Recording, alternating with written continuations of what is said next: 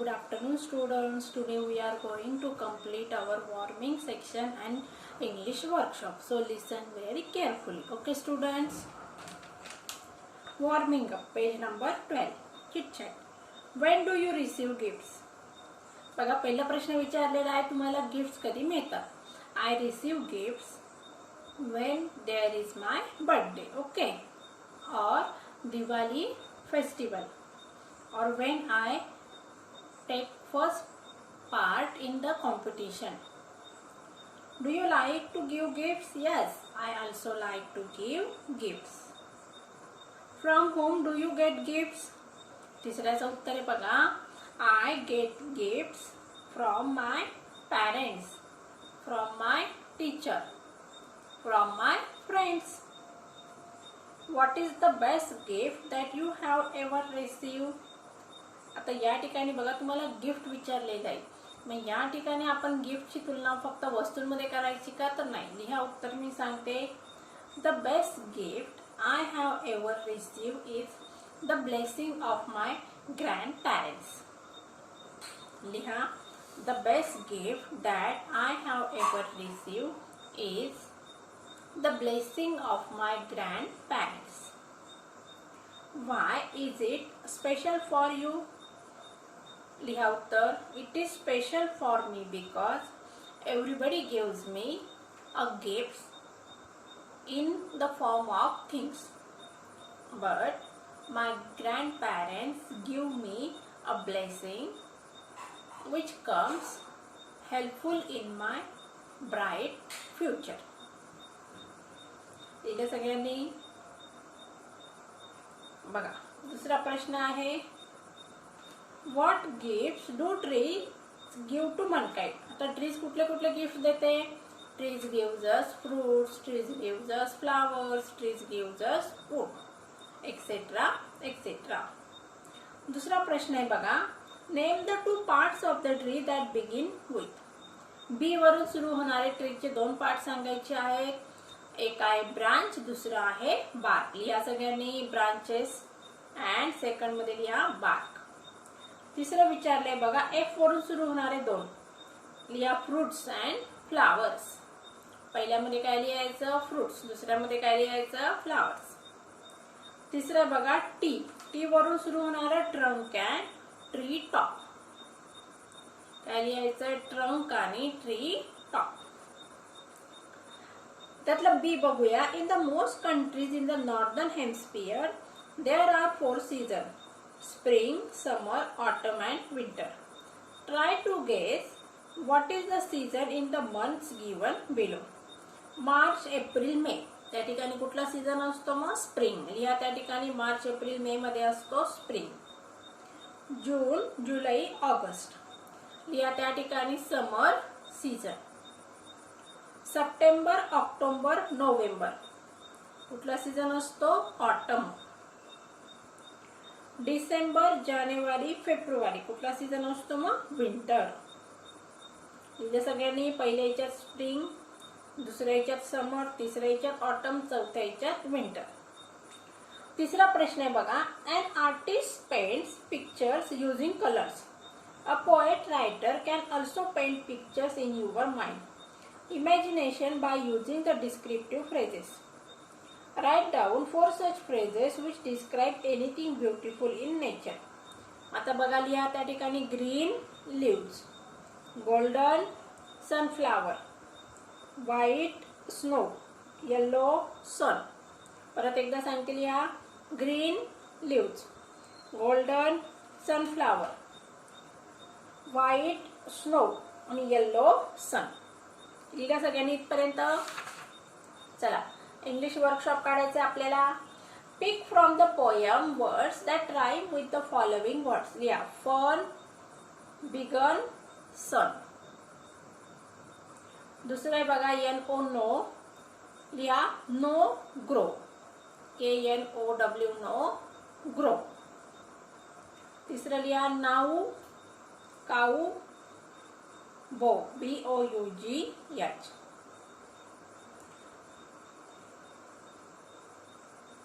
Now, cow, grow. लिहिलं सगळ्यांनी. लिहा. Sight, light, night. शेवटचे बघा E, fly, sky, lullaby. Fly, sky, lullaby. आता या ठिकाणी दुसरा प्रश्न आहे, pick from the poems the lines that create pictures in your mind. आता या ठिकाणी सगळ्याच पोएमच्या लाईन अशा आहेत की ज्या आपल्या डोळ्यासमोर संपूर्ण दृश्य आपल्या डोळ्यासमोर आणत असतात. मी या ठिकाणी एक लाईन दिली आपल्याला, and in spring new birds of green. ही एक लाईन दिलेली आहे. तर बाकीच्या ज्या लाईन्स तुम्हाला आवडतील त्या ठिकाणी लिहून ठेवायच्या आहेत. एक सांगते बघा मी, बाकीचं तुम्हाला होमवर्कसाठी आहे. And spread the shade for the sleepy cows. आलं लक्षात? एक लाईन ही बघा, they give us fruit in leaves above. सगळ्या लाईन ज्या आहेत त्या आपल्या समोर ब्युटिफुल असे पिक्चर तयार करत आहे. या ठिकाणी तुम्ही कुठल्याही लाईन्स लिहू शकता. तिसरा प्रश्न आहे, the poet refers to the trees as the kindest things. From the poem pick out 5 facts which prove the kindness of the trees towards others. आता झाड काय सांगितलेलं आहे? काइंडेस्ट थिंग सांगितलेलं आहे. मग झाडाचा काइंडनेस कशामुळे कळतो आपल्याला? मग त्या ठिकाणी बघा, दे गिव्हज अस फ्रुट्स, दे गिव्हज अस फ्लावर्स, दे गिव्हज अस शेड, दे गिव्हज अस वूड. अजून काय देतं ते? आता या ठिकाणी या सगळ्या गोष्टी काय करतात? झाडाचा काइंडनेस आपल्याला सांगत आहे. चौथा प्रश्न आहे बघा, find the words that describe the following. Cows कशा आहेत? स्लीपी. लिहा त्या ठिकाणी cows, sleepy. New birds, green, green new birds. Morning, sun. Drowsy, lullaby. Kindest thing, trees. परत एकदा सांगते, sleepy cow, green new birds, morning sun, drowsy lullaby, kindest thing trees. लिहिले सगळ्यांनी? पाचवा प्रश्न, pick out the lines that mean the following. Trees provide shelter for animals. लिहा, and spread a shade for the sleepy cows. कुठली line आहे मग ती? त्याच्या अर्थाशी मिळती जुळती. And spread a shade for sleepy cows. दुसरा आहे बघा, trees provide food for all. लिहा, they gives us fruit in leaves above. Poem मध्ये लाईन आहे बघा, ती लाईन तुम्ही लिहून घेऊ शकता फक्त direct number. They gives us fruit. Third stanza, first line. चौथं, kids love to listen to songs from trees. लिहा त्या ठिकाणी, दे hums a drowsy lullaby of sleepy children long ago. लिहिलं सगळ्यांनी? पाचवं आहे बघा, trees live a simple life. लिहा, they do not harm, they simply grow. They do not harm, they simply grow. सहावा प्रश्न आहे बघा, think and write in your own words. What living things can cause harm to one another. Name any 5. आता या ठिकाणी in your own words लिहायचे, तुमच्या शब्दात लिहायचं आहे. मी या ठिकाणी तुम्हाला फक्त अर्थ सांगणार आहे, तुम्ही याचे उत्तर स्वतः लिहायचे आहेत. What living things can cause harm to one another. आता लिव्हिंग थिंग म्हणजे काय? जे जिवंत आहेत ते दुसऱ्यांना हार्म कसे पोहोचवतात? Name any 5. मग या ठिकाणी तुम्ही विज्ञानामध्ये शिकलेला आहात, साखळी शिकलेला आहात. एका गोष्टीचा दुसऱ्या गोष्टीवर कसा परिणाम होत असतो त्या ठिकाणी लिहून काढायचं आहे सगळ्यांनी. Why are the trees call harmless. आता ट्रीजला हार्मलेस का म्हटलेलं आहे? ते आपल्याला इजा पोहोचवतात का? नाही. त्या ठिकाणी काय लिहायचंय? Trees are call harmless because they did not make harm to anybody. They only help to human beings as well as animals and birds.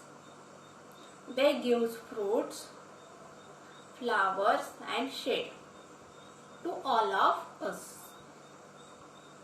लिहिलं सगळ्यांनी? तिसरा प्रश्न, Halloween is a festival celebrated in many western countries on the 31st October. What is the season there? कुठला season असणार मग तो? Winter season. Why do you think is there a need to burn leaves on Halloween? लिहा मग. पहिल्या प्रश्नाचं उत्तर काय लिहायचं त्या ठिकाणी? Winter season. दुसऱ्याचं उत्तर सांगते, लिहून घ्या. I think there is a need to burn the leaves on Halloween because there is a belief that to burn the dried leaves mean to burn the evil things in the society. दिले सगळ्यांनी. चौथा प्रश्न. They are the last to hold light when evening changes into night. Which part of the day is referred in the above line? Which part of the trees hold the last light of the day? आता हा प्रश्न पण तुम्हाला सोडवायचा आहे. हा प्रश्न कवितेच्या माध्यमातून तुम्हाला सोडवायचा आहे. त्याचा अर्थ सांगते मी तुम्हाला. They are the last to hold the light. ते सगळ्यात शेवटी आहेत की जे प्रकाश पकडतात. When evening changes into night. ज्यावेळेस इव्हिनिंग म्हणजे संध्याकाळी रात्रीमध्ये परावर्तित होत असते. Which part of the day is refer to in the above lines. मग कुठली वेळ सांगितलेली असणार? इव्हिनिंगची वेळ त्या ठिकाणी. And which part of the trees hold the last light of the day. मग झाडाचा कुठला पार्ट पकडतो ते त्या ठिकाणी तुम्हाला लिहायचं आहे. आता 7वा प्रश्न तुम्हाला सांगितलेला आहे. 8वा प्रश्न रायटिंग स्किलचा आहे. आता ज्यावेळेस आपण रायटिंग स्किल घेणार आहोत त्यावेळेस हा प्रश्न कंटिन्यू करायचा आहे. आता लँग्वेज स्टडी बघूया. या ठिकाणी तुम्हाला मी थोडक्यात समजावून सांगते बघा. ऍडजेक्टिव्ह म्हणजे काय? ऍडजेक्टिव्ह अशी गोष्ट आहे किंवा पार्ट्स ऑफ स्पीच मधला एक महत्वाचा भाग आहे की जो आपल्याला नामाबद्दल किंवा सर्वनामाबद्दल अधिक माहिती सांगत असतो. अशा ऍडजेक्टिव्हचा वापर चेंज द डिग्री या पार्ट मध्ये केला जात असतो. आता विद्यार्थ्यांना तुम्हाला चेंज द डिग्री डिटेलमध्ये नाहीये. तुम्हाला फक्त ऍडजेक्टिव्हचे 3 रूप बघायचे आहेत. पॉझिटिव्ह डिग्रीमध्ये, कंपॅरेटिव्ह डिग्रीमध्ये आणि सुपरलेटिव्ह डिग्रीमध्ये ऍडजेक्टिव्हचं रूप कसं चेंज होतं ते या ठिकाणी फक्त तुम्हाला अभ्यासाला दिलेलं आहे. आलं लक्षात विद्यार्थ्यांनो? त्यामुळे आता या ठिकाणी आपल्याला फक्त काय करायचंय, हा टेबल कसा फिलअप करायचा ते आपल्याला फक्त शिकायचंय. आता या ठिकाणी बघा सुपरलेटिव्ह डिग्रीमध्ये दिलेलं आहे काइंडेस्ट व पॉझिटिव्ह डिग्रीमध्ये काय येणार? काइंड. या सगळ्यांनी पॉझिटिव्ह डिग्रीमध्ये काय येणार? काइंड. कंपॅरेटिव्ह डिग्रीमध्ये काइंडर. सुपरलेटिव्ह डिग्रीमध्ये काइंडेस्ट. आता पॉझिटिव्ह डिग्रीमध्ये काय येणार? हेल्दी. कंपॅरेटिव्ह डिग्रीमध्ये आलं हेल्दीयर. सुपरलेटिव्ह डिग्रीमध्ये हेल्दीएस्ट. पॉझिटिव्ह डिग्रीमध्ये लिहा नियर. कंपॅरेटिव्ह डिग्रीमध्ये नियरर. सुपरलेटिव्ह डिग्रीमध्ये नियरेस्ट. आता कंपॅरेटिव्ह डिग्रीमध्ये आहे फायनर. पॉझिटिव्ह डिग्रीमध्ये काय येणार मग? फाईन. सुपरलेटिव्ह डिग्रीमध्ये फायनेस्ट. आता सुपरलेटिव्ह डिग्रीमध्ये आले अर्लीएस्ट. पॉझिटिव्ह डिग्रीमध्ये येणार अर्ली. कंपॅरेटिव्ह डिग्रीमध्ये अर्लियर आणि सुपरलेटिव्ह डिग्रीमध्ये अर्लीएस्ट. आता पॉझिटिव्ह डिग्रीमध्ये आहे बघा स्मॉल. कंपॅरेटिव्ह डिग्रीमध्ये स्मॉलर. सुपरलेटिव्ह डिग्रीमध्ये स्मॉलेस्ट. पॉझिटिव्ह डिग्रीमध्ये लिहा फास्ट. कंपॅरेटिव्ह डिग्रीमध्ये फास्टर. सुपरलेटिव्ह डिग्रीमध्ये फास्टेस्ट. पॉझिटिव्ह डिग्रीमध्ये आलं हाय.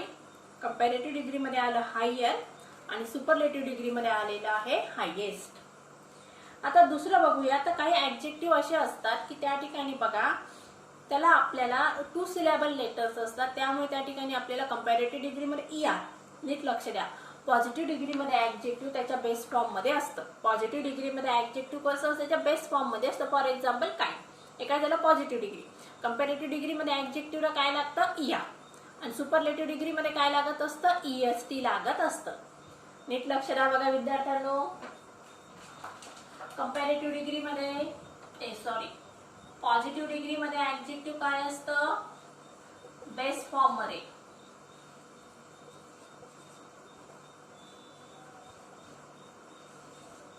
कंपॅरेटिव्ह डिग्रीमध्ये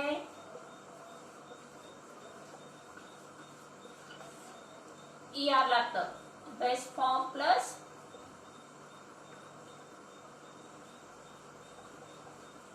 ER. आणि सुपरलेटिव्ह डिग्रीमध्ये काय असतं बघा विद्यार्थ्यांनो?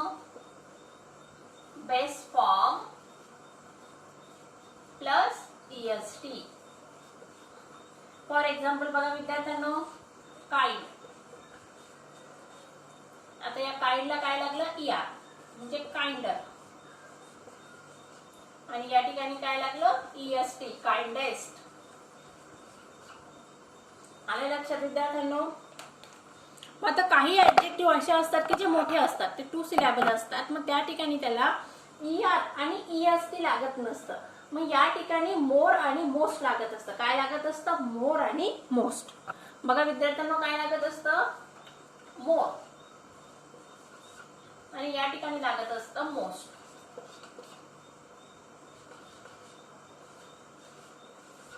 आणि काय लागतं? मोस्ट लागत असतं.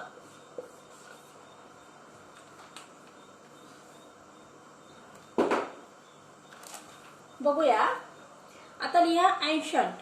मग या ठिकाणी लिहा मोर एन्शंट. सुपरलेटिव्ह डिग्री मध्ये लिहा most ancient. Special, more special. Superlative degree मध्ये लिहा मोस्ट. सगळ्यांना लक्षात आलं का? कंपॅरेटिव्ह डिग्री मध्ये मोस्ट लिहायचं, ऍडजेक्टिव्ह जशाल तसं लिहायचं. सुपरलेटिव्ह डिग्री मध्ये मोस्ट लिहायचं, ऍडजेक्टिव्ह जशाला तसं लिहायचं. अतिशय सोपं आहे. Significant, more significant. Superlative degree मध्ये लिहा most significant. Advance positive degree मध्ये, कंपॅरेटिव्ह डिग्री मध्ये लिहा मोर ऍडव्हान्स. सुपरलेटिव्ह डिग्री मध्ये लिहा मोस्ट ऍडव्हान्स.